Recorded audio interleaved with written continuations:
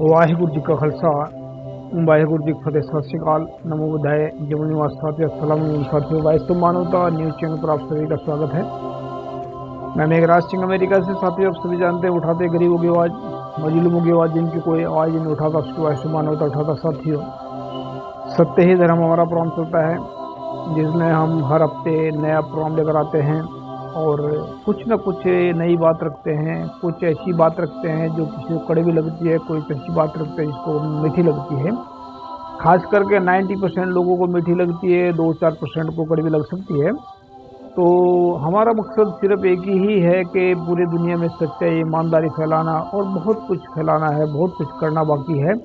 गुरु की कृपा से हम काम कर रहे हैं और गुरु की कृपा से हम लगातार चल रहे हैं और कोशिश हमारी ये रहती है कि दुनिया के अंदर जो है प्रेम मोहब्बत से फैलाया जाए। लेकिन जो अड़चने सामने आती हैं उनको भी दूर करना बहुत जरूरी है, उनसे भी लोगों को छुटकारा पाना जरूरी है। तो आज का हमारा टॉपिक रहेगा, जातिवाद से सबसे ज़्यादा नुकसान ब्राह्मणों का को ही होता है। यानी कि जातिवाद से सबसे ज़्यादा नुकसान ब्राह्मणों को ही होता है। ये कैसा सोच रहे होंगे, कैसा टॉपिक है, इसे इसके ऊपर क्या बात कही जा सकती है, ऐसा कैसे हो सकता है? ब्राह्मणों ने जात पात बनाई है, उनको नुकसान कैसे हो सकता है? ऐसा भी आप लोगों को दिमाग में बात चली गई होगी, लेकिन हम जब तक इसका खुलासा नहीं करेंगे तब तक हम आपको ये बात हमें और आप लोगों को समझ में नहीं आएगी। तो खुलासा करना चाहते हैं इसके ऊपर, तो बात रखते हैं कि जानिए कैसे ब्राह्मण जातिवाद के कारण निम्नलिखित नियमों को लगातार करते रहते हैं। जैसे कि अपने आप को, नंबर 1 है अपने आप को देवता मानना, ऊंची कुल का मानना, स्वर्ण मानना और अपने आप को देवता मानना। ये बातें ब्राह्मणों के अंदर घमंड पैदा कर देती है। दूसरों को अपने से छोटी जात का मानना, अपना गुलाम मानना, अपना सेवक मानना, ये बातें जात पात के कारण ब्राह्मणों के अंदर आ जाती हैं। ब्राह्मणों को पाखंडवाद से दूसरों को पाखंडवाद में उलझा कर रखना, देवी देवताओं के चक्कर में उलझा कर रखना, शुभ अशुभ और पूजा पाठ में फंसा देना और खुद भी पूजा पाठ में फंसे रहना। ब्राह्मण लोगों को स्वर्ग का लालच देते हैं और नरक के डर से डरा कर लूट कर खाते हैं और कभी भी सही विचार नहीं करते। ब्राह्मण मरे हुए लोगों के नाम पर श्राद्ध करवाकर और जन्म कुंडली के नाम पर, भविष्य के नाम पर लोगों को लूट कर खाते हैं।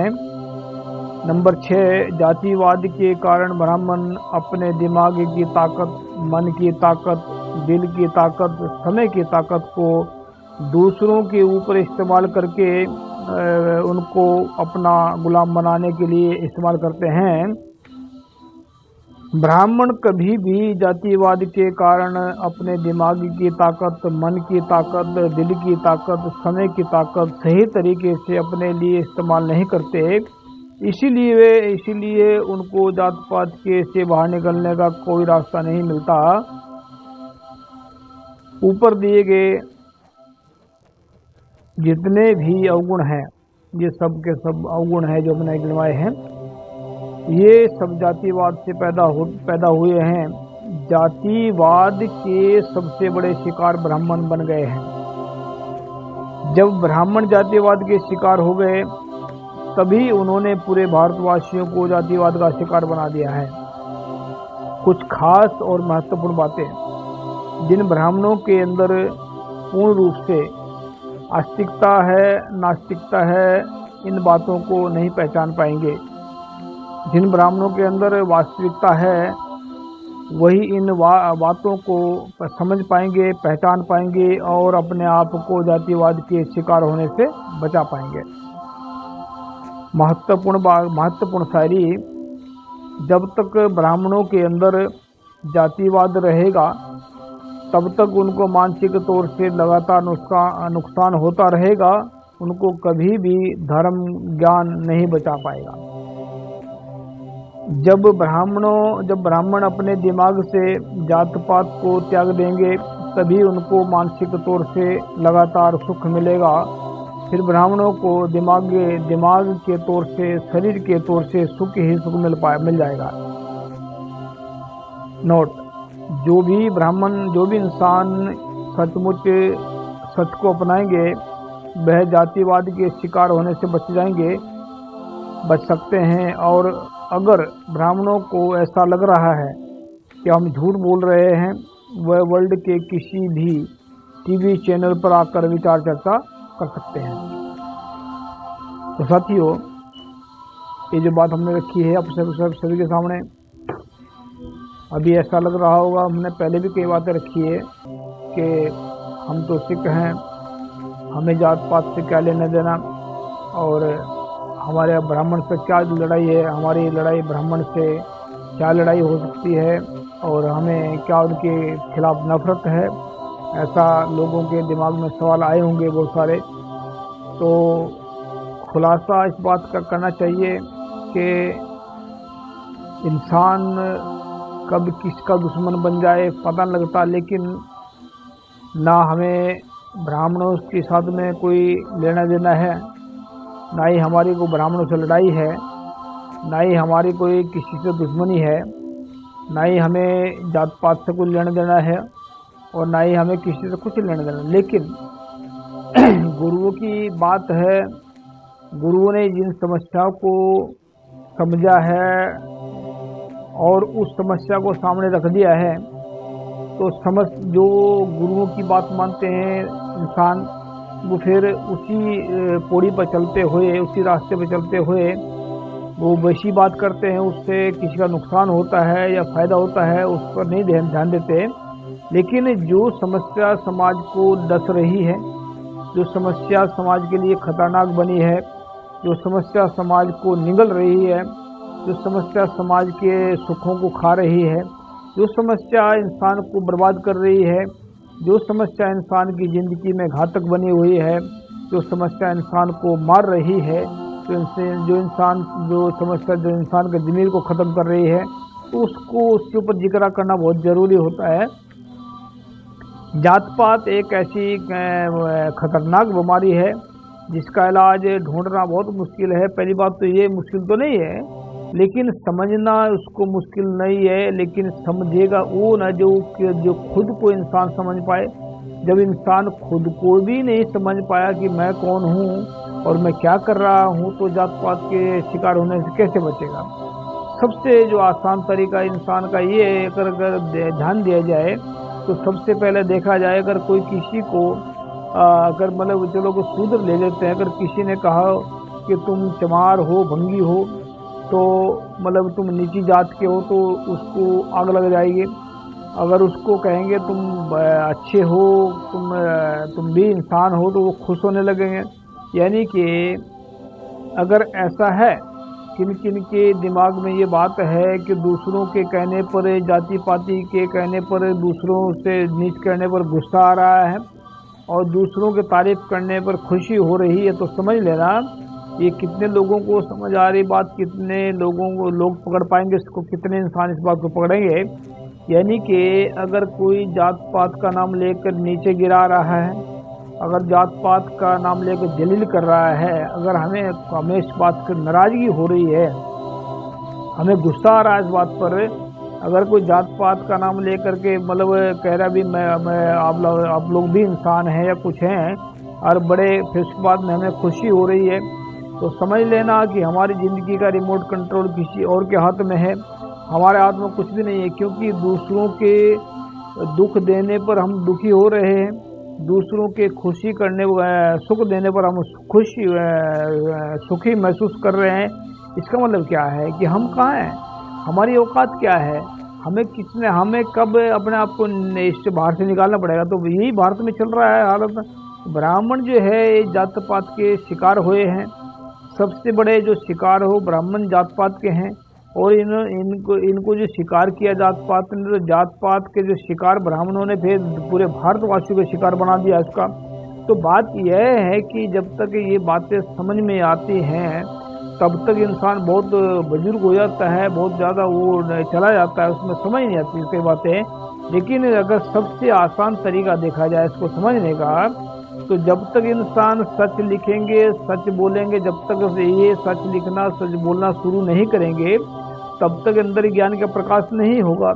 जब इंसान के अंदर ज्ञान का प्रकाश होता है तभी गुण और अवगुणों का पता लगता है कि गुण अवगुण कहाँ पर पड़े हैं।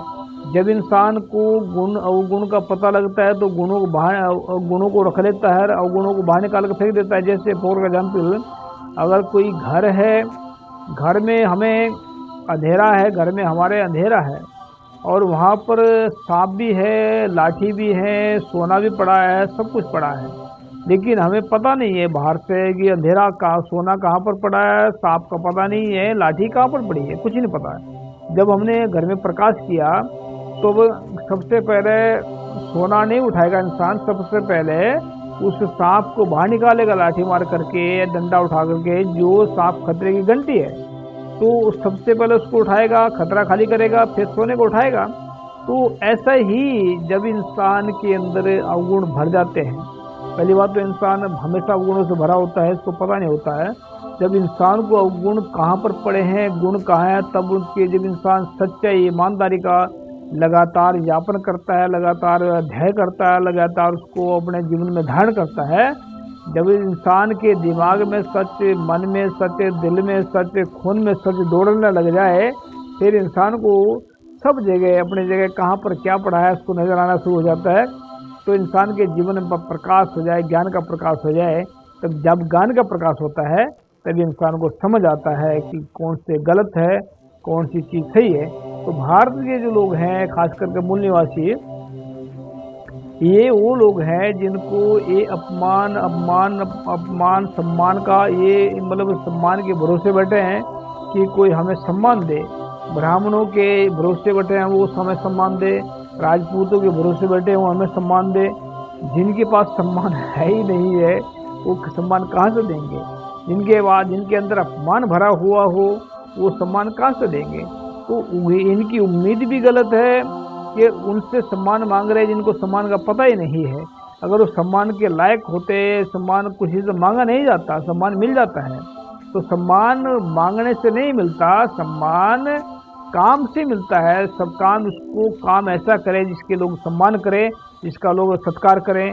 तो मैं उम्मीद करता हूँ कि ब्राह्मणों को अगर ऐसा लगता है कि हमने बकवास मारी बैठ करके फालतू यहाँ पर टीवी चैनल पर हम बकवास मारते रहते हैं, ऐसा लगता है किसी को, तो उम्मीद करते हैं कि उनको बात अच्छी समझ में आएगी। अगर लग रहा है कि हम झूठ बोल रहे हैं, बकवास मार रहे हैं, तो वर्ल्ड के किसी भी टीवी चैनल पर आकर विचार चर्चा कर सकते हैं। फिर दोबारा फिर कर रहा हूँ, अगर किसी को ऐसा लग रहा है कि बकवास मार रहे हैं तो वर्ल्ड के किसी भी टीवी चैनल पर आकर आप विचार चर्चा कर सकते हैं। हम ये साबित कर देंगे कि ब्राह्मण ही सबसे ज़्यादा जातिवाद के शिकार हैं, ब्राह्मणों को ही सबसे ज़्यादा नुकसान पहुंच रहा है, ब्राह्मण ही इसके जातिवाद के सबसे बड़े नुकसान के पात्र बने हुए हैं। तो उम्मीद करते हैं कि आप सभी को पसंद आया होगा। और अगर ऐसा लगता है किसी को भी लग रहा है, चाहे शूद्रों को लग रहा है, राजपूतों को लग रहा है, वैश्यों को लग रहा है, किसी को लग रहा है कि हम ऐसा बोल रहे हैं, बकवास मार रहे हैं, तो वो भी वर्ल्ड की किसी टीवी चैनल पर आगे विचार चर्चा कर सकते हैं। उम्मीद करते हैं आप सभी को पसंद आएगा। थैंक यू सबका। सत श्री अकाल, अस्सलाम वालेकुम, जय जोर, वाहिगुरू जी का खालसा, वाहिगुरू जी की फतेह। Thank you. Meghraj Singh has brought the solution to the problems of the whole world in the form of a book. Book number 1. What is the solutions to the serious disputes within families in the world? This book contains solutions to the problems of families all over the world and solutions to the problems of countries all over the world. Book number 2, How Will Human Around the World Lives Freely from Mental Slavery? This book contains solutions to the problems in the minds of atheists, theists, and people all over the world. Book number 3, We Will Eradicate Racism from the Entire World. In this book, racism is spread all over the world. Racism has made life difficult for people of almost the world. This book contains the solution to end racism. Book number 4, How Can Mankind Get Ultimate Happiness? Let's find out. In this book, people from all over the world can make their lives happy, and by solving the problems, ways have been explained in this book. Book number 5, How Poor Meghraj Singh Became the King of Satyog. This book contains 30 parts of the story related to the life of Meghraj Singh, in which every word is full of truth. The people who read this book will never be disappointed in life and will never fail. After reading this book, all people will live life with self-respect and will be successful happily. Although there are many writers in the world, some write novels, some write poetry, some write common books, some write very big films. But Meghraj Singh has taken up the task of writing books, keeping in mind the problems of humans all over the world. Have done.